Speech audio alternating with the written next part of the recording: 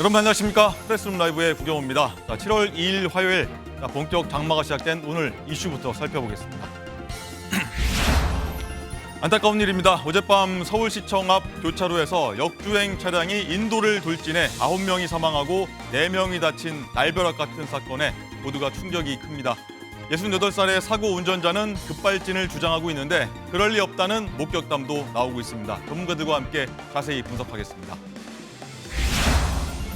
연일 비방 설전을 주고받아 도를 넘었다는 지적을 받는 국민의힘 당대표 후보들이 현재 한자리에 모여 5분 비전 발표회를 열고 있습니다. 당원과 국민에게 프레젠테이션 형식으로 소개하고 있는데 어떤 내용인지 저희가 자세히 살펴보겠습니다. 어제 여야 간 고성과 막말이 오간 국회에선 오늘 오후 22대 국회 첫 대정부 질문이 이어집니다. 민주당은 본회의에서 최혜병 특검법을 상정해 표결 처리한다는 방침인데 국민의힘은 필리버스터를 계획하고 있습니다. 저희는 이 내용들 들고 60초 뒤에 돌아오겠습니다.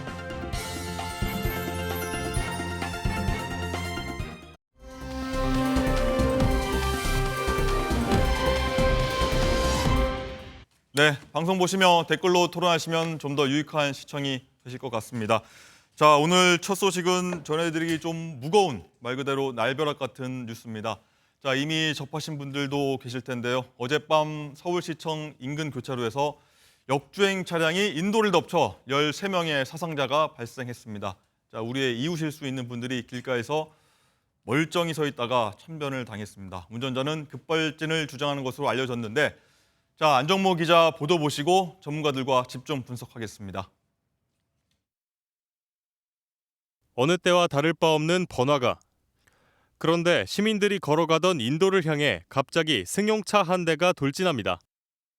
차량이 지나간 인도 위로 가드레일은 엿가락처럼 휘었습니다. 사고로 발생한 소리가 어찌나 컸던지 멀리 떨어진 사람들이 쳐다볼 정도입니다. 어제 오후 9시 27분쯤 서울시청 인근의 일방통행 4차선 도로에서 역주행 차량이 인도를 덮쳤습니다. 진짜 꽝 하는데 이 정도면은 사람이 죽었다고 생각을 했거든. 그러다가 그냥 힐패소들을 하는데 못 깨어나더라고. 사고 차량은 차량 2대를 들이받은 뒤 인도로 돌진했습니다. 사고 충격으로 인도에 주차된 오토바이가 약 20m 떨어진 이곳까지 날아온 모습입니다. 사고 차량은 인근 호텔에서 나와 200여 미터를 역주행한 끝에 멈춰섰는데 이 사고로 모두 9명이 숨지고 4명이 다쳤습니다. 평소 유동인구가 많은 도심 한복판인데다 퇴근 후 저녁 식사를 마치고 귀가하는 시민들이 몰리는 시간대였던 탓에 대규모 인명피해로 이어졌습니다. 가해 차량 운전자 60대 남성은 현장에서 붙잡혔는데 통증을 호소해 일단 병원으로 이송됐습니다. 음주 검사는 하셨어요? 기초적으로 음주 여부에 대해서는 다 진행을 했고 음주는 안 하는 것으로 저희들이 알고 있습니다. 이 남성은 차량 급발진을 주장하고 있는 것으로 알려졌습니다. MBN 뉴스 안정모입니다. 네, 보신 것처럼 한밤중에 대형 참사가 벌어졌습니다. 자, 현재 비까지 오고 있어서 마음이 더욱 무거운데 자, 고인의 명복을 빌고 유가족의 애도를 표하면서 전문가들 모시고 자세히 살펴보도록 하겠습니다. 어서 오십시오. 예, 안녕하세요.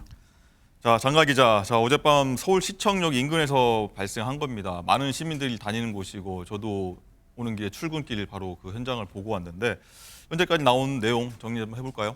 네, 우선 어젯밤 9시 27분께 이 사고가 발생을 했습니다. 서울시청역 인근 교차로에서 이 차량이 인도로 돌진하는 대형 사고가 발생한 건데요. 현재까지 사망자 9명 그리고 4명은 중경상을 입은 것으로 확인이 되고 있습니다. 자, 사망자 9명 중에서 6명은 현장에서 사망을 했고요. 또 3명은 심정지 상태로 병원에 이송됐다가 사망 판정을 받았습니다. 부상자 4명 중 1명은 중상이고 3명은 경상이라고 전해집니다. 자, 소방당국은 사고 직후에 사람이 10명 쓰러져 있다 이런 내용의 교통사고 발생 신고를 접수해서 출동을 했고 9시 33분께 이 현장에 도착을 했습니다. 목격자들의 진술을 좀 종합을 해보면 시청역 인근의 한 호텔을 빠져나오던 이 제네시스 차량이 역주행을 해서 BMW와 소나타 차량을 차례로 추돌한 후에 인도로 돌진하면서 길에 서서 대화하던 사람들, 길을 지나던 사람들, 횡단보도에서 신호를 기다리던 사람들을 잇따라 들이받은 것으로 파악이 됐습니다. 경찰은 이 제네시스 운전자인 남성을 현장에서 검거를 했는데 이 운전자 남성 역시 고통을 호소해서 일단 병원으로 이송을 한 상태고요. 네. 운전자와 이 부부 관계로 이 차량에 함께 타고 있던 60대 여성도 병원으로 이송이 됐습니다. 이 운전자는 급발진을 주장하고 있고 음주운전 혐의나 마약 혐의는 없는 것으로 현재까지 확인이 됐습니다. 자, 마약이나 졸음운전 여부는 아직 확인이 되지 않았는데 오늘 이 운전자의 아내라고 하니 동승자의 말에 따르면 예. 이 호텔에서 동승자의 친오빠 칠순 잔치 행사에 이 운전자인 남편과 함께 참석했고 이후 집으로 돌아가다가 이런 사고가 났다고 했습니다. 네. 그러면서 뭐 술을 절대 마시지 않았다 이렇게 주장하고 있는 상황입니다. 예. 자, 조금 전에 뭐 지도로 봤습니다만 저도 출근하는 길이라서 일방통행 길인데 거기를 왜 역주행이 갔을까? 언뜻 이해가 안 되는 부분이긴 한데 일단 장가 기자 잠깐 지도 나오긴 했지만 뭐 모르시는 분들 계실 겁니다. 그 부분이 어떤 곳인지 좀 설명 좀 부탁드릴게요. 이 흔히 우리가 알고 있는 서울시청 앞에 잔디광장이 있고 그 앞에 플라자 호텔이 있습니다. 예. 그리고 그 플라자 호텔 뒤편에도 다른 호텔이 있는데 그 부근에서 일어난 사고인데요. 이 플라자 호텔에서 이 측면으로 보면 이 또 다른 호텔이 보이거든요. 그 호텔에서 운전해서 나오던 운전자가 4차선 도로를 역주행을 해서 인도에 있던 사람들을 치게 된 겁니다. 자, 그러면 그 인도에는 왜 그렇게 많은 사람들이 서 있었나라고 생각하실 수 있는데요. 네. 그 인도 뒤편도 그렇고 그 인도에는요. 이 시청역 인근에 있는 많은 직장인들이 저녁을 먹기 위해서 찾는 식당이라든가 뭐 간단한 술집이라든가 이런 것들이 몰려 있습니다. 맞습니다. 그래서 이 술집에서 아니면 식당에서 잠시 나와서 길에서 또 대화도 하고 통화하는 모습 이런 것들이 CCTV에도 다 잡혔거든요. 또 이 사고 장소가 편의점 바로 앞이라서 사실 편의점 바로 앞이면 사람들이 자연히 그곳에 또 그 앞에 또 몰려서 편의점도 잠깐 들어갔다 나왔다 할 수도 있고 그래서 사람들이 많았는데 이곳을 차량이 와서 치게 된 겁니다. 자, 목격자 말에 따르면 전쟁 난 줄 알았다. 그 정도로 정말 어마무시했다. 이 빠바바박 하는 소리가 났다고 그때 상황을 떠올리기도 했습니다. 예. 항상 지나다니는 곳이라 내가 저곳에 있었을 수도 있었다. 이런 얘기들 좀 많이 주변에서 하고 있습니다. 어쨌든 임 교수님. 자, 유동 인구가 굉장히 많은 곳입니다. 말씀 장가 기자 얘기한 것처럼 뭐 저녁 퇴근 시간에 식사를 하시는 분들 술 한잔 가볍게 하는 분들이 많았거든요. 그래서 더 피해가 컸던 것 같습니다. 그렇죠. 이게 9시 반 전후 되면 예. 뭐 이렇게 또 사람들 퇴근하기도 하고 인근에 그 식당가들도 많기 때문에 식사를 하고 나온 사람들, 그다음에 또 시청역 주변이다 보니까 평상시에도 아마 그 퇴근 시간대라면 예. 상당히 많이 이제 오갈 수 있는 장소고, 특히나 그 사고 현장 주변이 이제 횡단보도라고 하면 보통 이제 또 사람들이 불이 바뀔 때까지 상당히 맞습니다. 기다리기 때문에 또 특정 지점에 많은 사람들이 이제 모여 있는 그런 상황들이 건너려고 기다리는 분들이 그렇죠. 많았어요. 막 그런 상황들이 겹치다 보니까 이 짧은 순간에 많은 사상자가 났던 그런 사고인 것 같습니다. 예. 어쨌든 이건 변호사님, 이 대형 참사가 벌어져서 윤 대통령도 그렇고 인명 구조와 치료에 좀 전력을 다해라 이렇게 긴급 지시 내렸는데 자, 어떤 대처들이 좀 이루어졌을까요? 네, 이 사고 발생 1시간 만에 이 대통령실 이 배변인은요, 서면 브리핑을 통해서 윤 대통령이 해당 사고에 대해서 보고를 받고 이 행안부 장관과 이 허석군 소방청장에게 이 피해자를 위한 지원을 아끼지 말고 전력을 다할 것을 지시했다라고 서면 브리핑으로 밝히기도 했습니다. 뿐만 아니라 오세훈 서울시장 같은 경우에도 현장에 어제 직접 나와서 서울시도 이 소방청이랄지 경찰에게 적극 협조해서 피해가 빠르게 회복될 수 있도록 좀 전력을 다해달라고 직접 진두지휘하기도 했고요.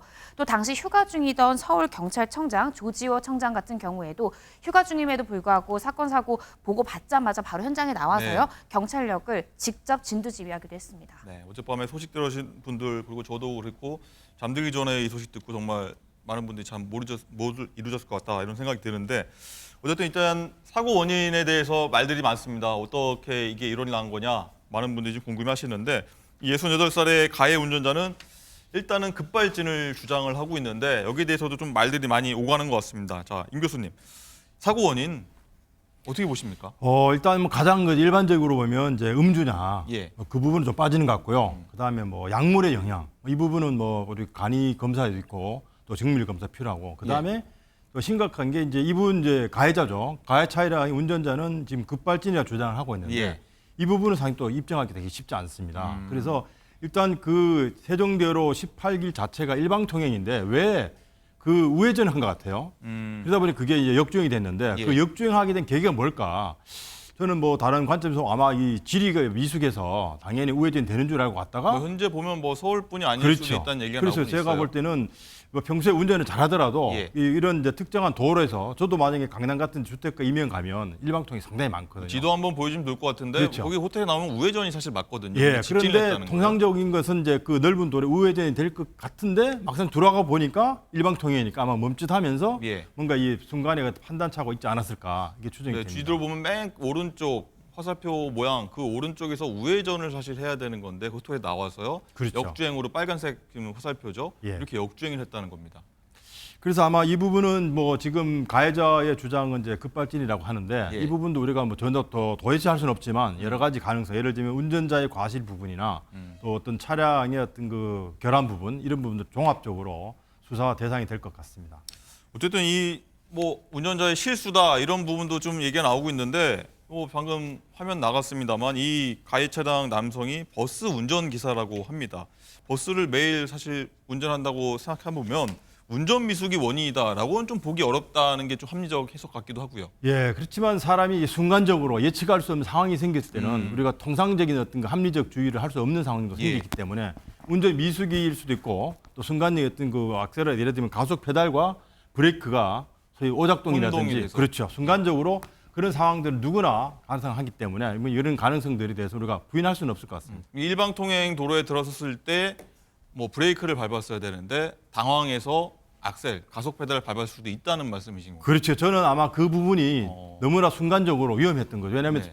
또 지금 이제 소소문 쪽에서 오는 차량들이 발견했을 거란 말이에요. 예. 그러면 순간적으로 이 추돌이 아니라 완전히 정면 충돌 같은 상황들이 생기니까 순간적인 판단이나 동작이 아마 인지 능력이 순식간에 아마 제대로 대응을 하지 못했을 가능성이 있다라고 보여집니다. 네, 그게 급발진으로 뭐 이 운전자가 오인했을 수는 있다. 그렇죠. 어디까지나 저희가 추측입니다. 예.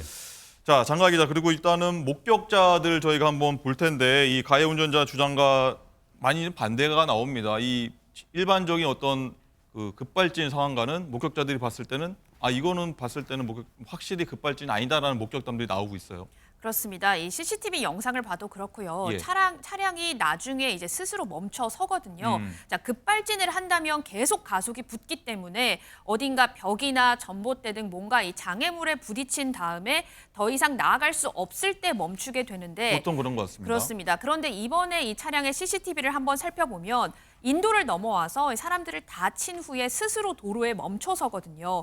그걸 본 목격자들은 이거는 급발진하고 좀 다르다 이렇게 얘기를 하고 또 여기에 또 동승자의 태도를 문제 삼는 시민들도 있었습니다. 자, 일단 사실 여부는 정확한 경찰 조사가 나와봐야 알 수 있다는 사실 전해드리면서 예. 당시 목격자들이 어떻게 상황을 얘기했는지 한번 들어보시죠. 이제 앉아서 이제 밥을 먹고 있었죠. 소리가 이제 난 전쟁 난 줄 알았어. 엄청 컸어. 여기서 큰 소리가 나길래 딱 이렇게 들어보니까 검은 승용차가 한당 0.001초 차이로 저 사거리에서 좌회전으로 해서 저 도로가 있는데 딱 서더라고. 근데 너무 컸거든. 그 박스기가. 우리는 여기서 술 먹다 그 소리 듣고 야 이거 큰 사건 났구나. 네, 이 목격담을 듣고서 이게 급발진이 아니냐 한번 여러분께서도 한번 해석해 보는 것도 좋을 것 같고 이 목격담 나온 김에요. 이 사고 직후에 이 동승자의 아내입니다. 이분도 66살로 알고 있는데 이분에 대한 목격담도 있는데 장가 기자, 이 동승자 이 아내분 이분의 어떤 대처에 대해서도 좀 물방아가 좀 오르고 있더라고요. 맞습니다. 그 운전자와 함께 탄 여성이 이제 아내로 밝혀졌는데 네. 그 목격자들의 말에 따르면 이 동승자, 그러니까 운전자의 아내가 너무 놀란 나머지 사고 후에 이 적절한 구호 조치를 하지 않았다 이런 얘기가 나오고 있습니다. 자, 이 지적에 대해서 이 동승자였던 김 씨는 사고 당시 경황이 없어서 옆에 탔는데 너무 무서워서 어떤 상황인지 당시에 잘 파악을 못했고 또 많은 분들이 돌아가셨다는 소식은 뉴스를 통해서 알았다라고 얘기를 했습니다. 그렇군요. 자, 그러면서 유족들에게 너무 죄송하고 돌아가신 분께 드릴 말씀이 없다. 고개 숙여서 사과드린다고 했습니다. 자, 그런데 당시에 이 동승자를 탓하는 목격자들이 꽤 있었거든요. 그 목소리 한번 들어보시죠. 그 아저씨가 피를 흘려가지고 막 이러고 있는데 저기 중간에 그래갖고 한 아줌마가 와서 막 이렇게 들고 있더라고. 아줌마 피 좀 맞게 옷 좀 주세요 그랬더니 동승자가 자기 옷은 안 된다 그러고 가더라고. 그런 나쁜 이 어딨어. 동승자라고 하면 여자. 그러니까 그 운전자는 남자고 여자가 있었어요. 흰옷 입은 여자. 그 여자가 동승자예요. 아주 나쁜 그냥 사람이 죽어가는데 그러고 있더라고. 나이대가 거야 한 60, 70대 정도 됐을 거예요. 자기 옷 갖고는 안 된다고 막 그 사람이 죽는데. 네, 뭐 동승자도 차량이 굉장히 큰 충격을 받았기 때문에 그 당시에 경황이 없었을 수는 있다. 이렇게 한번 보겠고요. 어쨌든 이 참사 원인에 대해서 급발진이냐 아니냐 두고 계속 진실 공방이 벌어지고 있고 많은 분들이 관심이 있는 것 같습니다. 그럼 여기서 전문가 의견 들어보도록 하겠습니다. 자, 대덕대 자동차학과 이호근 교수님 연결했는데요. 나와 계십니까? 네, 안녕하세요. 네, 안녕하십니까? 네네. 자, 이번 사고 가해자는요 급발진 계속 주장하고 있는데 교수님께서는 현재까지 나온 보도 내용, 영상을 좀 봤을 때 급발진 가능성이 있다고 보십니까? 예, 급발진 가능성을 완전히 배제할 수는 없고 상당히 조심스럽게 접근을 해야 되지만 예. 현재 뭐 브레이크 등이 들어왔는지 여부나 아니면 차량의 어떤 핸들링이나 이런 거동을 봤을 때는 급발진이라기보다는 약간 운전자의 착각이지 않을까 쪽으로 네. 무게중심이 살짝 쏠리는 게 아닌가 이렇게 조심스럽게 의견을 내봅니다. 자, 일부 전문가들 보면은 실제 이 사고 당시가 담긴 이제 CCTV 영상을 봤을 때 이제 브레이크를 밟고 차를 세우는데 목격담도 저희가 뭐 주변에서 했던 얘기를 방금 들어봤는데 이게 어떻게 급발진이냐 이런 주장도 있긴 하는데 여기 대해서는 어떤 의견 갖고 계십니까? 실제 만약 급발진이라고 가정했을 경우에는 ECU가 잠시 착각을 일으켜서 운전자가 의도치 않은 정도의 가속력을 낸 게 급발진이거든요. 네. 그런데 보통 급발진 같은 경우는 이게 재현되거나 반복적으로 나타나지 않고 일순간 나타났다가 사라지는 경향이 있기 때문에 실제 사고 순간에는 급발진이 발생을 했었고 그렇지만 잠시 후에 ECU가 정상으로 돌아오면서 브레이크가 작동을 했다라는 가능성도 상당히 낮긴 하지만 완전히 배제할 수는 없다 이렇게 봅니다. 그렇군요. 이 급발진이라고 하는 게 뭐 멈출 때까지 급발진이 뭐 엔진 결함으로 계속 가속이 되는 그런 상황이라고 생각했는데 뭐 급발진이라는 게 엔진 결함이 순간적으로 일어났다가 순간적으로 다시 이제 해소가 되는 그런 현상도 나올 수 있다는 말씀이신가요?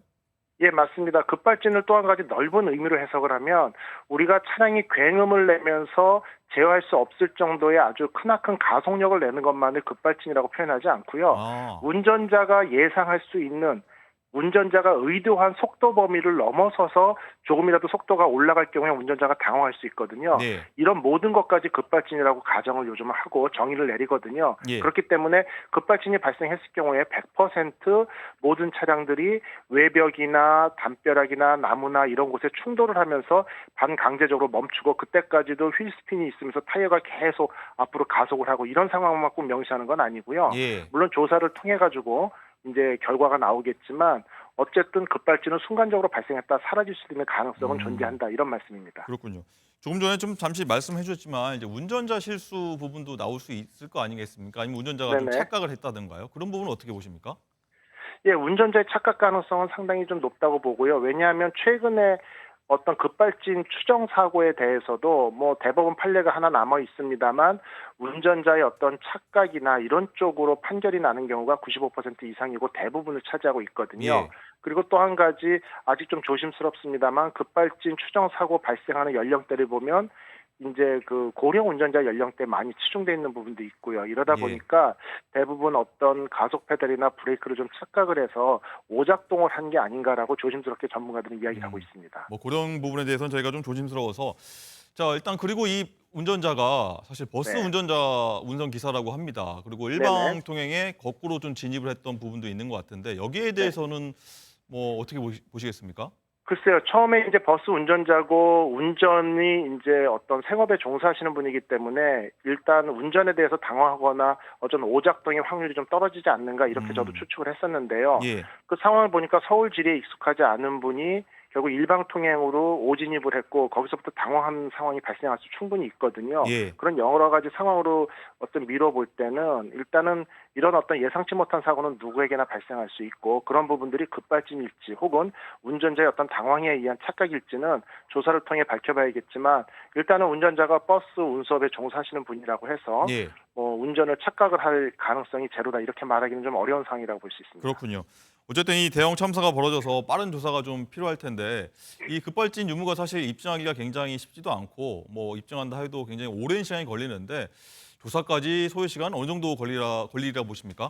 보통 이제 이번 사태 같은 경우는 워낙 피해자가 많기 때문에 정부 차원에서도 대통령까지 나서서 빠른 어떤 조치나 원인 분석을 요청을 하고 있는 상황이긴 한데요. 통상적으로는 뭐 소방청이나 경찰청의 조사, 국가수의 개별적인 조사가 다 이루어지고 그러한 이후에 차량의 결함 유무에 대해서 제작사의 어떤 조사까지 이루어지려면 짧게는 한 달에서 길게는 2-4달 정도가 소요되는 것이 일반적인 상황입니다. 그렇군요. 알겠습니다. 여기까지 듣겠습니다. 이호국 교수님 말씀 감사합니다. 수고하셨습니다. 예, 들어가십시오. 자, 대담 이어가도록 하겠습니다. 자, 임 교수님, 어쨌든 이 뭐 다각도의 조사가 필요할 것 같은데 경찰도 뭐 사고 원인 규명을 열심히 하고 있습니다. 중점 두고 좀 봐야 할 부분 어느 부분이 있을까요? 일단 뭐 지금 운전자를 중심으로 네. 지금 뭐 치료를 받고 있다니까 그 진술도 들어야 되고 그다음에 동승자 뭐 예를 들면 그게 이제 왜 역주행을 하게 됐는지 거기서부터 아마 사건이 실마리가 풀릴 것 같고요. 그다음에 이제 고정된 뭐 CCTV를 통해서 차량의 어떤 그 작동 상황, 그다음에 주변에 있는 목격자 진술, 그다음에 또 그 사고 가해 차량 내에 뭐 장착되어 있는 뭐 블랙박스 영상이라든지, 예. 그다음에 또 요즘 고급 차량이기 때문에 아마 EDR 같은 소위 말해 사고 기록 장치 같은 네. 전자 그 장치가 아마 있을 거라고 보여지는데 뭐 사고 아마. 뭐 그렇죠. 자동차 내에 어떤 음성도 다 들어갈 수 그렇죠. 있고요. 그래서 이제 그게 일종의 뭐 비행기에 우리 블랙박스 같은 역할을 예. 하는 그런 것까지도 다 압수를 해서 이렇게 분석을 하다 보면 이게 이제 정말 차량 결함이 있는 급발진 사고의 가능성인지 아니면 운전자가 잘 모르는 길에 이게 뭐랄까 이게 그 일방 통행에 들어옴으로써 순간적으로 어떤 판단이 이제 흐려진 상태에서 발생한 어떤 운전자의 과실인지 네. 이런 부분들이 아마 밝혀질 것으로 보여집니다. 어쨌든 이호국 교수님 조금 전 말씀은 뭐 한 달에서 한 2-3달까지도 빠르게 해도 그 정도 걸린다고 말씀하셨는데 이 경찰 쪽에서 이 사고 파악 경위는 얼마나 걸릴까요? 그렇죠. 아마 이제 그 국가수의 감정 결과까지 기다리려면 그 부분은 이제 경찰이 자체적으로 해결을 하기는 힘든 것 같고요. 그다음에 목격자 진술이라든지 CCTV라든지 네. 동승자 조사 뭐 이런 부분들은 뭐 하루 이틀 사이에도 충분히 그건 어느 정도 그 감이 잡힐 것 같습니다. 알겠습니다. 자, 그럼 서울시청 차량 사고 이 6명의 시신이 안치된 안타깝습니다. 장례식장으로 한번 가서 저희가 분위기 한번 볼 텐데 저희 취재 기자 연결하겠습니다. 자, 심동욱 기자. 자, 굉장히 안타깝습니다. 유족들 억장이 무너질 것 같은데 자, 조심스럽습니다만 현장 분위기 어떻습니까? 네, 저는 지금 서울 영등포병원 장례식장에 나왔습니다. 현장에 도착한 유족들은 참담한 심정을 감추지 못하고 오열하기도 했는데요. 아직 빈소는 마련되지 않았습니다. 날이 밝으면서 조문의 발길도 이어지고 있는데요. 사망자들의 빈소도 곧 마련될 것으로 보입니다. 이곳은 현재 외부인 출입이 통제된 가운데 6구의 시신이 안치돼 있습니다. 이외에도 2명은 국립중앙의료원에, 1명은 신촌 세브란스 병원으로 심정지 상태로 옮겨졌지만 안타깝게도 모두 숨졌습니다. 경찰은 현장에서 바로 사망자 신원을 파악해 유족들에게 사망 사실을 통보하고 장례식장으로 이송했습니다. 앞서 오늘 오전에는 서울경찰청 과학수사대도 장례식장에 도착했습니다. 네, 현장에 비도 많이 내리고 있군요. 자, 수고가 많고요. 자, 어제 그리고 사고를 냈던 60대 운전자 이분도 지금 치료를 받고 있다고 하더라고요. 어디서 하고 있나요? 네, 그렇습니다. 어제 사고를 냈던 운전자 68살 남성도 현재 서울대병원으로 옮겨져 치료를 받고 있는 것으로 확인됐습니다. 경찰은 이 남성을 현장에서 검거했는데 사고 직후의 남성이 통증을 호소하면서 일단 병원으로 이송한 상태입니다. 경찰은 남성의 치료가 마무리되는 대로 CCTV와 블랙박스 등을 토대로 본격적인 조사에 나설 계획입니다. 지금까지 서울 영등포병원 장례식장에서 MBN 뉴스 심동욱입니다. 네, 취재기자도 현장에서 고생하고 있군요. 자, 잠시 한번 정리 좀 해보겠습니다. 조금 전에 남대문 경찰서에서 이 사고 관련해서 경찰 브리핑이 있었는데 어떤 내용을 경찰이 발표했는지 장가 기자 짧게 좀 정리 좀 해볼까요? 네, 우선 이 남성이 면허가 있었던 상태고 마약 검사는 음성이 나왔다고 했습니다. 그리고 가해자, 그러니까 이 운전자 남성은 갈비뼈가 골절된 상태, 그리고 회복 기간이 길어진다면 경찰이 방문 조사도 고려하겠다고 했습니다. 자, 또 급발진과 관련한 내용은 운전자가 정식적으로 경찰의 급발진이라고 언급하지는 않았다, 이렇게 경찰이 밝혔고요. 또 좀 더 수사 후에 밝히겠다고 하는 상황이고요. 또 운전자가 너무 고령인 것 아니냐, 이렇게 질문이 나왔는데 네. 경찰은 또 무조건 고령이라고 운전 능력이 떨어지는 것 아니다, 이렇게 얘기를 했습니다. 그리고 좀 웬만한 내용은 사실 좀 경찰이 오늘 말을 좀 아끼는 모습이었고요. 내일 오후 2시에 조금 더 자세한 부분을 좀 브리핑을 하겠다라고 한 상태입니다. 그렇군요. 자, 조금 전에 심동욱 기자 장례식장 가 있던 심동욱 기자가 전해드렸다시피 유족들이 굉장히 오열했다 이러고 있는데 장가 기자, 굉장히 이 13명의 사상자 중에 저희가 살펴보니까 굉장히 안타까운 사람들이 많더라고요.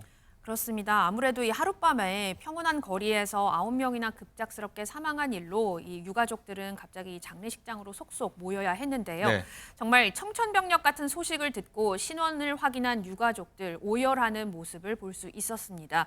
자, 그리고 제가 오늘 오전에 좀 취재한 바에 따르면 네. 이 시청 직원 2명, 그리고 근처에 있던 은행 직원 4명, 그리고 병원 직원 3명이 사망을 한 것으로 현재까지 알려지는데요.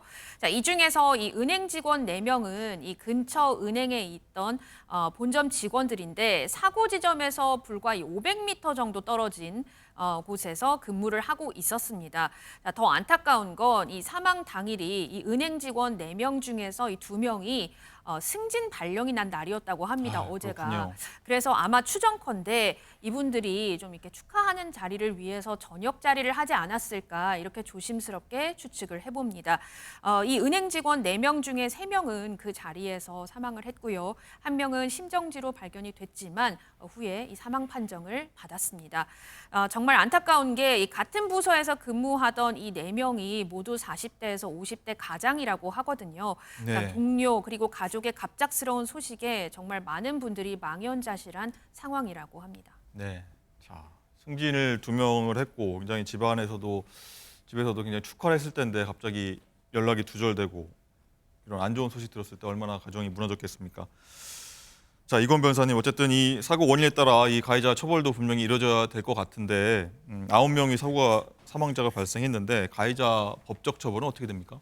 현재 이제 가해자 피의자 신분으로 입건이 된 것으로 지금 밝혀졌는데요. 현재 입건된 죄명 같은 경우에는 교통사고 처리 특례법 위반, 치사 혐의로 입건이 되었습니다. 아직까지는 어떤 도로교통 이 업무상 과실로 이러한 사망에 이르게 했다라는 이제 단순 교통사고상의 이제 치사 사건으로 입건이 된 것으로 보여지는데. 예. 현재 약물 검사상 음성이 나왔다는 것은 지금 시간으로 봤을 때 약물 간이 검사, 소변 검사로 음성이 나온 것 같습니다. 근데 이후에 이제 혈액 검사상 어떤 약물이랄지 아니면 본인이 이제 정상적으로 처방받은 어떤 수면제랄지 이런 식의 약물의 영향으로 이런 운전상의 이제 미숙함이 발생했다. 그래서 교통사고에 이르렀다라고 하면요. 위험운전 치사상죄가 적용이 되어서 훨씬 더 가중 처벌이 될 것 같습니다. 그래서 현재는 경찰이 적용하고 있는 혐의 자체는 교통법상의 치사죄지만 이후에 이제 수사 결과에 따라서 죄명이 충분히 바뀔 가능성도 있다. 이렇게 이해하시면 될 것 같습니다. 그렇군요. 어쨌든 저희가 현장 봤지만 유족들의 트라우마 굉장히 좀 심할 것 같은데 충격도 크고요. 네. 회복이 좀 주력하는데 좀 많은 지원이 있어야 될 것 같아요. 그렇습니다. 일단 뭐 유족 입장에서는 지금 너무 경황이 없으실 것 같습니다. 그렇지만 이제 이후에 이 가해 운전자를 상대로 여러 가지 법적 조치도 강구하실 수 있고요. 뭐 가장 대표적인 거라고 생각하면 뭐 손해배상 청구하실 수 있습니다. 그런데 조금 이제 법적으로 과연 어느 정도의 손해를 보상받을 수 있을까를 통상적인 예시로 말씀을 드리면 이 사망 교통사고에 대해서는요, 보통 1억에서 2억 정도가 이제 배상이 되는 경우가 많아서 지금 계속 지금 계속 보도되는 바에 따르면 이제 40, 50대 가장들, 그러니까 집에 생계를 책임지고 있는 가장들인데 과연 이 보상 금액이 타당한가라는 점이 좀 의구심이 있고요. 따라서 윤석열 대통령께서 긴급 지시를 했듯이 일단 여러 가지 긴급 생계 지원이나 이런 것이 필요하다면 정부에서도 적극적으로 지원하는 모습이 좀 필요하지 않나 생각이 듭니다. 네, 그렇군요. 자, 임 교수님 굉장히 좀 안타까운 상황인데 뭐 많은 사건 교통사고도 보셨을 텐데 이런 사건들이 보신 적 있으십니까? 예, 이게 지금 정식 명칭은 이제 보도 침범까지도 보이시거든요. 횡단보도뿐만 아니라 사람이 다루는 그 보도, 예. 그리고 인도 돌진 사고라고 그러는데 실제 오래전부터도 이런 사건이 많이 있었기 때문에 이 교통사고 처리 특례법상 중과실로 지금 이제 12개 항목에 들어가 있습니다. 예. 그러니까 이 사건들이 종종 이제 발생했기 때문에 심각한 그 사고 유형으로 봐서 이 교통사고 처리 특례법으로 규정한 걸 보면 이런 사례는 종종 있다라고 보여집니다. 인도도 굉장히 편하게 걸을 수 없는 뭐 주의를 굉장히 좀 집중해야 되는 그런 상황까지 온 것 같습니다. 어떻게 보십니까? 그렇습니다. 이게 뭐 워낙 예측할 수 없는 이제 상황이다 보니까 예. 우리가 이런 평상시에 인도로 돌진한 사고까지 예방을 하기 위해서 노력해야 된다. 이거 상당히 또 심각한 위험 사유로 갈 수 있는데 예. 아무튼 이번 사건을 계기로 해서 운전하시는 분들 더욱더 좀 조심을 해야 될 것 같습니다. 예.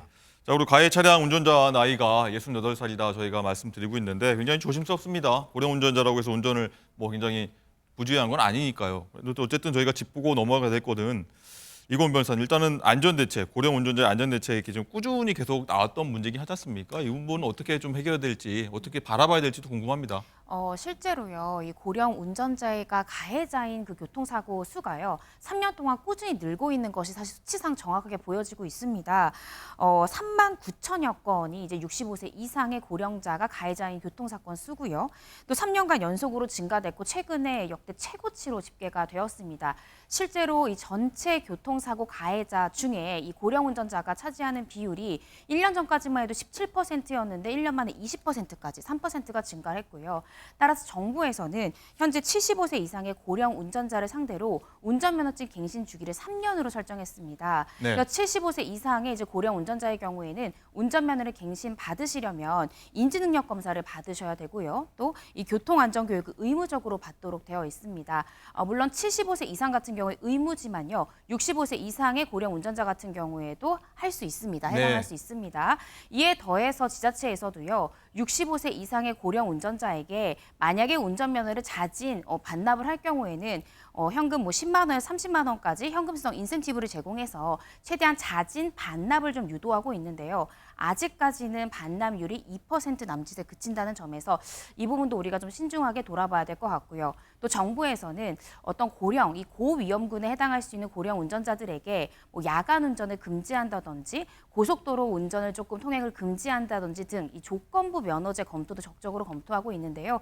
이 부분은 사실 시민들이나 국민들의 다양한 의견까지 수렴해서 잘 한번 검토해봐야 될 것 같습니다. 예, 어쨌든 68살이 적지도 않은 나이지만 많지도 않은 나이입니다. 그리고 나이가 이번 사건과 무관할 수도 있고요. 다른 뭐 단순 실수도 있으니까 그 부분 저희가 한번 조심스럽게 바라보도록 하겠습니다. 어쨌든 다시 한번 고인의 명복을 빌고 유가족의 애도를 표하겠습니다. 오늘 두 분 말씀 여기까지 듣겠습니다. 고맙습니다.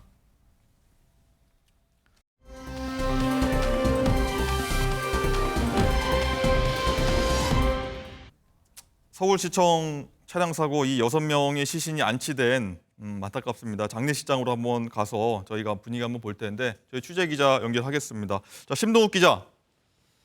자, 굉장히 안타깝습니다. 유족들 억장이 무너질 것 같은데 자, 조심스럽습니다만 현장 분위기 어떻습니까? 네, 저는 지금 서울 영등포병원 장례식장에 나왔습니다. 현장에 도착한 유족들은 참담한 심정을 감추지 못하고 오열하기도 했는데요. 아직 빈소는 마련되지 않았습니다. 날이 밝으면서 조문의 발길도 이어지고 있는데요. 사망자들의 빈소도 곧 마련될 것으로 보입니다. 이곳은 현재 외부인 출입이 통제된 가운데 6구의 시신이 안치돼 있습니다. 이외에도 2명은 국립중앙의료원에 한 명은 신촌 세브란스 병원으로 심정지 상태로 옮겨졌지만 안타깝게도 모두 숨졌습니다. 경찰은 현장에서 바로 사망자 신원을 파악해 유족들에게 사망 사실을 통보하고 장례식장으로 이송했습니다. 앞서 오늘 오전에는 서울경찰청 과학수사대도 장례식장에 도착했습니다. 네, 현장에 비도 많이 내리고 있군요. 자, 수고가 많고요. 자, 어제 그리고 사고를 냈던 60대 운전자 이분도 지금 치료를 받고 있다고 하더라고요. 어디서 하고 있나요? 네, 그렇습니다. 어제 사고를 냈던 운전자 68살 남성도 현재 서울대병원으로 옮겨져 치료를 받고 있는 것으로 확인됐습니다.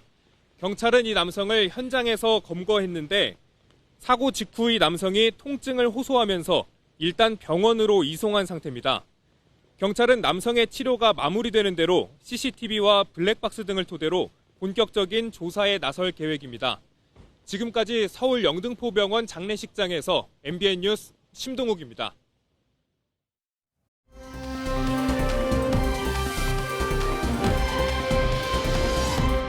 자, 어제 국회 운영위원회에서는 여야 간 고성과 막말이 오가서 굉장히 눈살을 찌푸리게 했다, 이런 얘기들이 많이 나왔습니다. 자, 오늘 오후 본회의에선 대정부 질문이 22대 국회 들어 처음으로 이어질 예정인데, 자, 어제와 비슷한 상황이 연출될 거 아니냐, 이런 얘기도 나옵니다. 국회 취재기자 연결해서 자세히 분위기 살펴보도록 하겠습니다. 자, 장명우 기자, 자, 오늘 본회의에서 어떤 내용들이 다뤄질 예정입니까? 네, 대정부 질문 첫째 날인 오늘은 정치, 외교, 안보 분야에 대한 질의가 진행되는데요. 민주당은 최혜병 수사외압 사건과 김건희 여사 명품백 수수 의혹을 집중적으로 추궁하겠다는 방침입니다. 특히 윤석열 대통령이 최혜병 사건에 직접 개입했는지를 제대로 따져 묻겠다고 벼르고 있습니다. 대정부 질문이 끝난 직후엔 곧바로 최혜병 특검법, 방송사법, 김홍일 방송통신위원장 탄핵 소추안을 처리한다는 계획입니다. 여당은 그런 전례가 어딨냐며 무제한 토론, 즉 필리버스터로 맞서겠다고 나섰습니다. 대정부 질문을 하는 시간에는 기본적으로 안건 상정이 없습니다. 안건 상정이 강행이 될 경우에 무제한 토론으로 대응할 예정입니다. 네, 그런데 방금이죠. 김홍일 방송통신위원장이 자진 사퇴를 했습니다. 자, 그러면 어떻게 되는 겁니까? 표결 처리 안 할 수도 있는 겁니까? 네, 민주당은 일단 탄핵 소추안에 대한 표결은 예정대로 하겠다는 입장입니다. 김 위원장의 자진 사퇴로 탄핵은 물 건너갔지만 본회의에서 의결하면 이를 법사위로 넘겨 사건 조사를 할 수 있거든요. 국정조사에 준하는 조사인 만큼 이를 통해서 방통위 운영 전반을 살펴보겠다는 겁니다. 민주당은 5인 상임위원 합의제로 운영돼야 하는 방통위가 2인 체제로 안건을 위법하게 의결하고 있다는 점을 문제 삼고 있습니다. 방송 장악 쿠데타를 기도한 김홍일 방통위원장이 탄핵을 피하려고 꼼수 사퇴했습니다. 사퇴를 해도 잘못이 사라지는 것이 아닙니다. 네, 그러면서도 사실상 무용지물이 된 탄핵 소추안에 대한 후속 대응을 고심하고 있는 분위기입니다.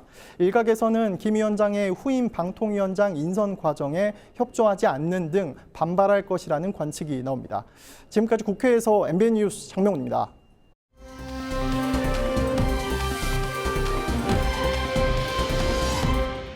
네, 그럼 관련 내용 전문가들과 함께 정치적 소식 이어가도록 하겠습니다. 안녕하십니까? 어서 오십시오.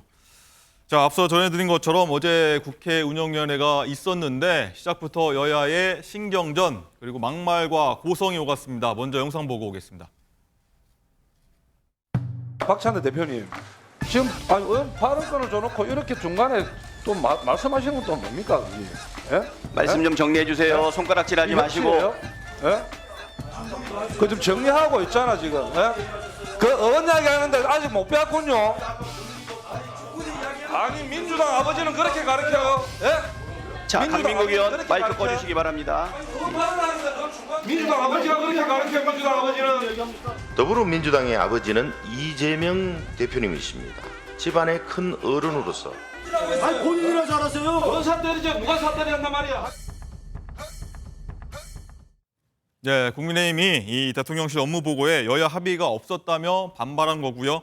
논란이 됐던 민주당의 아버지를 그래서 다시 한번 이 강민구 의원이 끄집어낸 건데, 자, 장현주 부위원장님, 이 저번 과방위 때도 이 얘기가 나왔었습니다. 민주당의 아버지, 그리고 이번에 최민희 위원장한테는 민주당의 어머니 얘기가 나왔었는데, 민주당의 뭐 어버이가 계속 나오고 있네요. 그러게요. 일단 국민의힘 의원들은 아무래도 뭐 민주당의 아버지 뭐 이 발언을 가지고 계속해서 공세를 좀 펼쳐 나가는 모양새가 네. 보이긴 하는데요.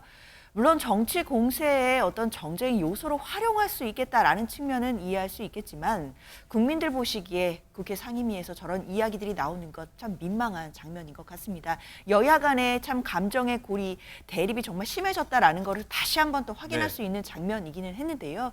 중요한 건 국민의힘 의원들이 원 구성에 항의하면서 국회를 보이콧하다가 얼마 전에 국회에 복귀를 했습니다. 그리고 국회에 복귀해서 상임위에 와서 하는 이야기들이 사실 뭐 민주당의 아버지 이런 식의 비꼬는 용어들이다라고 한다면 국회가 앞으로 얼마나 생산적인 이야기를 할 수 있을지 좀 의문이 듭니다.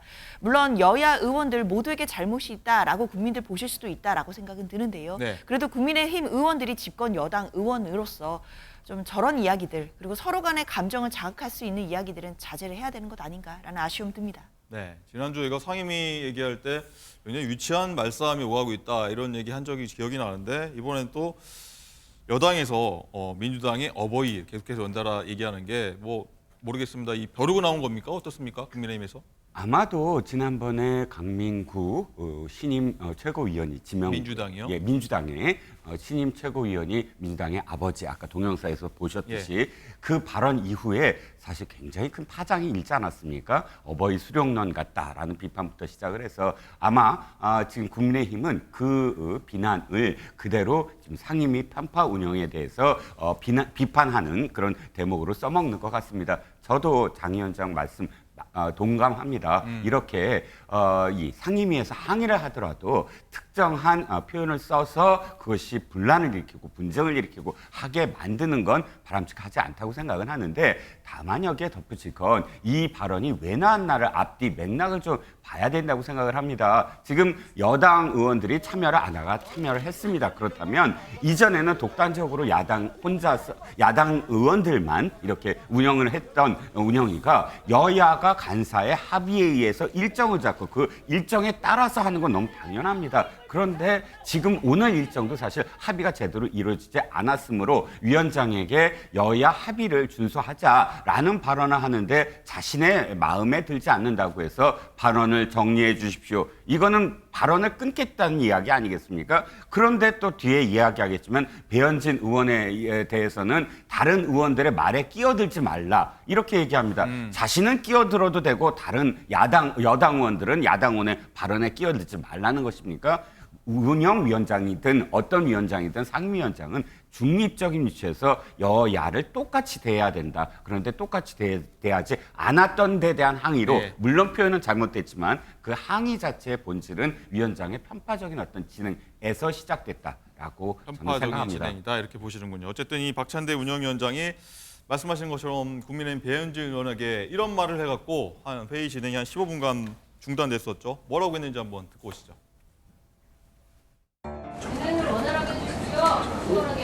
배현진 의원님 입 닫으시면 바로 진행할 수 있습니다.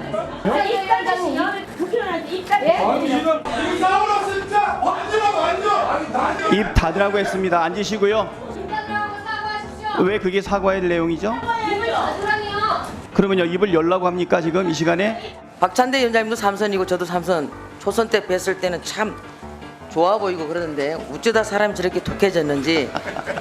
예, 따끔한 충고 잘 받들겠습니다. 네. 네, 저도 쭉 봤는데 어제 정성국 의원인가요? 국민의힘 의원이 요즘 초등학생한테도 입 닫으라고 표현을 안 한다라고 해서 박찬대 위원장이 결국 사과하는 모습이 좀 나왔었는데 어쨌든 이종건 실장께서는 편파적인 운영이다라고 좀 지적을 하셨는데 장인주 위원장 이 모습까지 쭉 어떻게 보셨습니까? 그렇죠. 일단 국민의힘 의원들이 지금 국회에 복귀한 지 얼마 되지 않았는데요. 아마 상임위에 대한 또 준비들은 좀 부족한 반면에 뭐 위원장의 진행이라든지 또는 의사 일정에 합의가 없었다는 점, 뭐 협의가 없다는 점 이런 부분을 가지고 좀 공격을 계속하는 것 같습니다. 사실 그런데요. 국민의힘 의원들이 이런 부분에 대해서 특히 뭐 협의가 없었다라는 부분에 대해서 항의를 하려면 지금 방통위가 얼마 전까지 5인제 기구이고 또 합의제 기구인데 2명으로 운영되고 있었다는 것 이 부분에 대해서는 어떤 의견을 갖고 있는지 국민의힘 의원들이 명확하게 좀 밝혀야 될 것 같아요.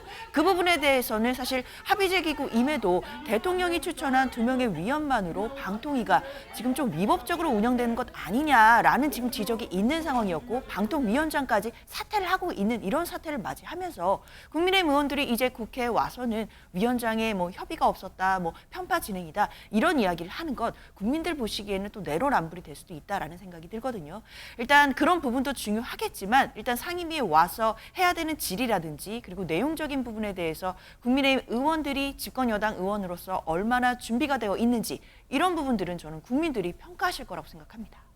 자, 장윤주 부위원장님 이제 원인 관계, 선후 관계가 있는데 원인이 있었기 때문에 결과가 있는다 이렇게 말씀하셨던 것 같은데 이 실장님도 한 말씀 해주셔야 할 것 같습니다. 예, 저 그 5인 방통위원 그 말씀부터 드리겠습니다. 2인이라서 안 됩니까? 그러면 5인 체제에서 5인 체제만 계속 됐던 건가요? 문재인 정부 시절에 2017년도에 2명의 임기가 끝나고 3명만 남았습니다. 그때 문재인 정부도 로펌들 법무법인에 전부 의뢰를 했습니다. 4개의 법무법인이 아이고 5인 체제 아니어도 됩니다. 이 법상으로는 제적이라는 것이 그 지금 남아있는 사람들이 제적이지 나간 사람까지 공석인 상임위원이 제적에 포함될 수 없습니다. 라고 그때 4개의 로펌이 이미 자문을 했고 문재인 정부 그걸 받아들여서 3인 체제로 갔었습니다. 예. 그때는 합법이고 지금은 불법입니까? 이게 내로남불이고요. 다시 말씀드리면 질문에 대한 어떤 준비가 안 된 것이 아니라 자, 상임위가 시작이 되려면 여야 간사 나와서 선임 절차 밟고 그다음에 합의를 하고 그 일정에 따라서 하는 것 그게 문제 제기하는데 그게 잘못된 거다. 준비가 안 됐다라고 말씀하시면 그건 저는 전혀 이해가 가지 않습니다. 법사위 때도 그랬잖아요. 유상범 의원이 선임 절차를 시작해달라. 국회 간사 선임 절차 시작해달라는 게 이름 대세요. 뭐 공부 얼마나 했습니까? 이렇게 대답 받을 일입니까? 오늘도 마찬가지예요. 지금 정진석 비서실장 굉장히 침착하게 말씀하셨지만 처음에는 증인신문으로 이렇게 불려왔지만 네. 오늘 와봤더니 여야 간의 합의가 제대로 안 이루어져서 바로 지금 업무보고로 돌입한 것 알겠습니다. 오늘 업무보고를 빨리 하도록 하겠습니다. 이렇게 받아들였잖아요. 이 말은 뭐냐면 간사들이 협의가 안 된 상태에서 막무가내로 밀어붙인 것에 대한 사실은 이야기입니다. 그러니까 저는 이것을 물론 저도 뭐 민주당의 아버지 이런 표현 잘못됐지만 표현상의 문제를 벗어나서 최소한 상임위원장들이 진행을 지금 관습대로 관례대로 규정대로 해야 된다라는 지적에는 민주당도 받아들여야 될 것 같은데요. 알겠습니다. 자, 말씀하신 대로 어제 대통령실 참모들도 운영위원회에 총출동했다 이런 표현이 나왔죠. 많이 거의 다 대부분 참석을 했는데 대통령실 내선 번호를 두고서 야당 의원들과 서로 맞부딪힌 적이 있습니다. 자, 그 목소리 듣고 오겠습니다. 차장님이 배석했던 그 자리에 회의가 끝나고 나서 11시 54분에 800에 전화가 가고 그다음에 국방부 장관부터 시작해서 쭉 일사천리로 일처리가 됩니다. 왜 그랬을까요? 그것도 제가 잘 모르는 내용이고. 800에 안보실장 번호라는데 맞습니까? 그 제 번호 아닙니다. 비서실장님 800에 번호이십니까? 처음 듣습니다. 네, 이용 실장님께 한 번 더 질문드려야 될 것 같은데 이 최혜병 수사 관련해서 02800 이렇게 갖고 번호가 나왔습니다. 다 아마 인터넷 보면 나올 것 같은데 이렇게 좀 국가 기밀이라고 하는데 이렇게 공개를 하는 것은 괜찮습니까? 대통령실 출입해 본 기자들은 다 알 겁니다. 각 그 부처별로 그 전화번호가 분명히 있지만 그것은 기밀이기 때문에 이 전화번호 명부를 기자들한테 돌리지 않습니다. 기자들은 그것을 사실 수소문해서 자기들이 그냥 자기의 그 전화번호 이런 어떤 거에 저장할 뿐이지 그것도 사실 공유하지 않거든요. 네. 대통령실의 내선 번호는 국가기밀 맞습니다. 그리고 그 번호들도 사실상 알려지지 않았고요. 지금 민주당에서는 마치 이것이 뭐 인터넷에 이 번호가 있다라고 주장을 하는데 있는 것 자체가 뭐 있는 것이 사실 뭐가 정당하다. 다른 번호도 다 있다 한다면 아마도 민주당이 만약에 정권을 잡았을 때 청와대 뭐 대통령실 제대로 운영 못할 겁니다. 네. 내선 번호를 어떻게 다 공개를 하면서 대통령실을 운영할 수 있지요. 그러니까 물론 이 번호와 관련돼서 이 번호가 앞서서 이렇게 됐다. 그리고 그 다음에 어떻게 됐다라는 선후 관계를 밝히기 위해서 이 전화번호를 자꾸 공개석상에서 언급하시는 것 같은데 참 씁쓸한 게 뭐냐면 이겁니다. 압니다. 저도 이 과정들이 좀 더 투명했어야 된다. 네. 이런 지적은 할 수 있지만 그럼에도 불구하고 최소한 금도는 넘지 말자. 이렇게 금도를 넘어버리면 만약에 집권했을 때 대통령이 그 당시에 뭐 했고 어떤 전화번호를 갖고 있고 시간대별로 어디다 전화했는지 전부 다 밝히시오. 이렇게까지 갈 네. 겁니까? 이건 저는 너무나 같다. 그러니까 이 금도를 지금 넘어서고 있다라는 생각입니다. 알겠습니다. 어쨌든 뭐 야당에서는 인터넷 보면 다 나옵니다라고 얘기도 하고 참모진이 또 대통령 경로설도 이런 거 들어본 적이 없다 이렇게 얘기를 했지 않습니까? 이 부분 전체적으로 어떻게 들으셨습니까? 일단 그러니까 다 얘기를 종합해 보면 대통령이 경로한 사실도 없다는 거고 외압을 행사할 사실도 없다는 걸로 들렸거든요.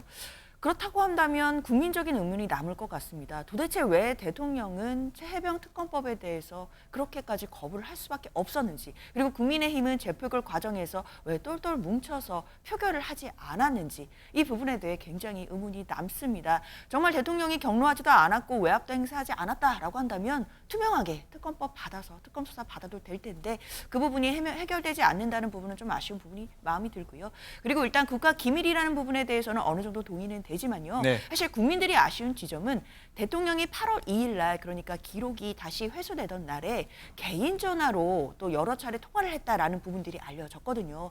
대통령께서도 그런 어떤 보안 문제에 신경을 안 쓰고 개인 폰 쓴 것 아니냐, 왜 비화폰 사용하지 않았느냐라는 지적을 받았었는데 이제 와서 대통령실에서 근무하시는 분들이 기밀, 보안 이런 말씀을 하시면서 국회에 대답하지 않는 모습이 국민들께는 좀 아쉽게 비춰졌을 것 같습니다.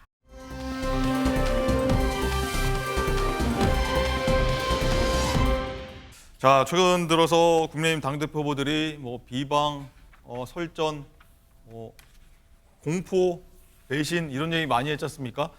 이 당대표 후보 4명들이 지금 한 자리에 모여서 5분 비전 발표라는 걸 했습니다. 자, 어떤 비전들 발표했는지 잠시 보고 오시죠. 후반전 0대3으로 뒤지고 있습니다. 저는 역전승을 위해서 공격수 늘리고 포메이션 바꿔보자고 제안하는 겁니다. 그렇게 해봅시다. 지고 있는데 수비수 늘리고 지금같이 똑같이 하면 무조건 집니다. 우하향하는 국민의힘을 우상향시키겠습니다. 저 원희룡 한나라당 때부터 원조 소장파 쓴소리 리더였습니다. 25년 동안 경험 쌓았습니다. 민심의 목소리 직접 전달하고 당정 관계의 협력으로 국정의 성과를 만들어내는 레드팀 팀장 역할을 책임을 끝까지 완수하겠습니다. 민심을 잘 아는, 싸울 줄 아는, 그리고 이겨본 5선 수도권 원내에 있는 당대표의 지혜와 전략이 필요합니다. 의리 있는 정당 국민의힘 만들겠습니다. 제가 어떤 선거든 나가든 무사히 생활해 왔습니다. 제 몸속에는 민당을 향해 싸워 이기는 승리의 DNA가 있구나. 저 윤상현이 이기는 정당, 승리하는 민생정당을 만들 수가 있습니다. 민심이 당심이고 당심이 윤심인 정당을 만들고 싶습니다. 예. 자, 이 4명이 그동안 각자 위치에서 굉장히 서로 공격하는 모습, 특히 한동훈 전 위원장을 굉장히 공격하는 공세를 펴는 모습 보였는데 이렇게 모여서 각자 비전을 발표하는 자리를 가졌습니다. 자, 이종호 실장님, 네. 쭉 들으셨는데 네. 가장 와닿는 후보.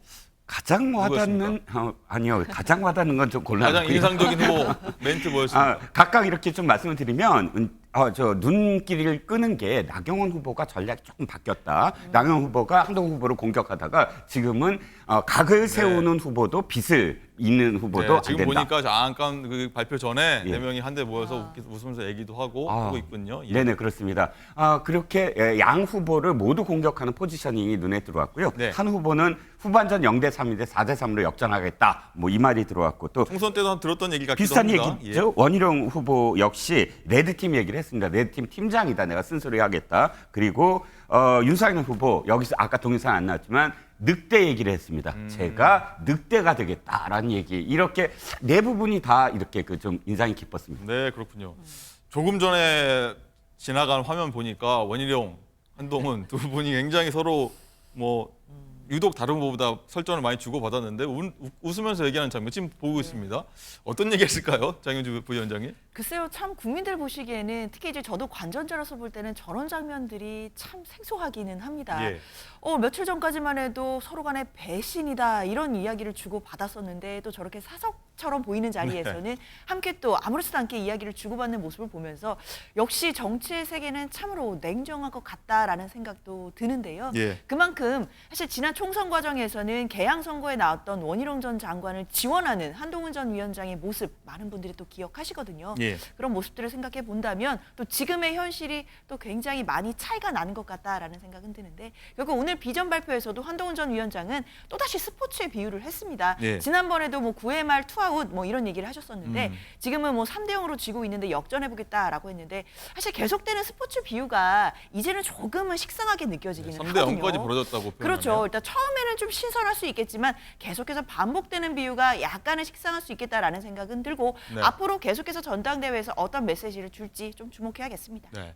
자, 이 실장님, 이 원희룡, 한동훈 이 두 분 좀 얘기 좀 해보려고 하는데 어제 원 후보가 한 후보 향해서 탄핵 성동이다, 뭐 민주당원이냐, 뭐 이런 얘기했고 한동훈 전 위원장은 또 원 후보 향해서 2018년 제주지사 선거 나왔을 때 민주당으로 갈 수 있다고 말하지 않았냐 이렇게 얘기하면서 공방을 주고 받았었는데 그런 좀 약간 불가피성 선거를 치르면서 그런 얘기를 조금 전에 했던 걸까요? 뭐 웃으면서 얘기하는 것 같은데. 네, 지금 이 후보 양 후보가 사실은 지난번 최혜번 특검법이 가장 큰 어떤 전 칼이라고 생각을 했는데 그보다 더 나아가고 있어요. 박근혜 탄핵 이것을 끄집어냈거든요. 네. 원희룡 후보는 아이고 박근혜 탄핵에 결정적인 역할을 했던 검사가 누구냐 이렇게 지금 공격을 했고 여기에 대해서 아니 제주도 지사 당시에는 민주당도 갈 수 있다. 탄핵 때문에 탄핵을 찬성했던 사람이다. 이렇게 사실 넘지 않아야 될 선까지 지금 넘어가고 있거든요. 예. 그런데 대해서 사실 당원들이 굉장히 우려를 하고 있습니다. 양쪽 다 그렇게 표현한 것에 대해서 당원들이 넘어간 거 아니야? 라는 생각을 하고 있기 때문에 이렇게 자리에서는 또 서울대 법대 10년 후배잖아요. 네. 선후배잖아요. 그러다 보니까 이런 장면들을 조금 연출하면서 우리가 말은 그렇게 하지만 그러나 사석에서는 이렇게 가깝다라는 걸 연출하지 않았을까라는 생각입니다. 알겠습니다.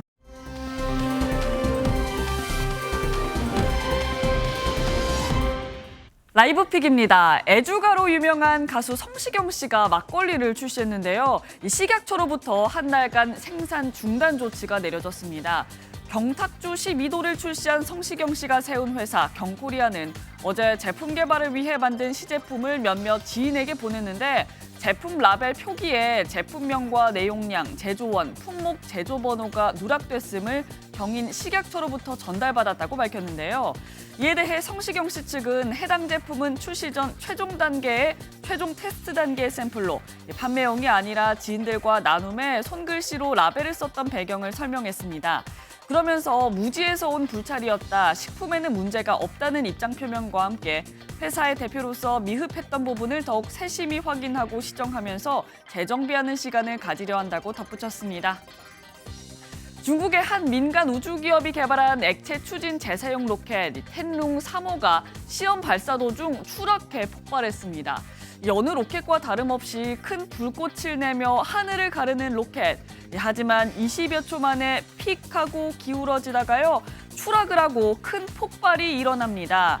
이 로켓을 개발한 중국 민간 우주 기업은 로켓 1단계가 시험 중 구조적 결함으로 인해 발사대에서 분리되면서 이 같은 사고가 발생했다고 밝혔는데요. 육안으로 보기에는 폭발이 너무 커서 큰 피해가 우려되는데 기업 측은 로켓은 시험대에서 남서쪽 1.5km에 떨어진 구릉지에 떨어졌다며 민간 피해는 없다고 전했습니다. 초기 조사 이후 사상자 발생 보고는 없다고요. 다만 보시다시피 로켓이 추락한 인근 지역에 화재가 발생하면서 소방당국이 진화에 나섰다고 하네요.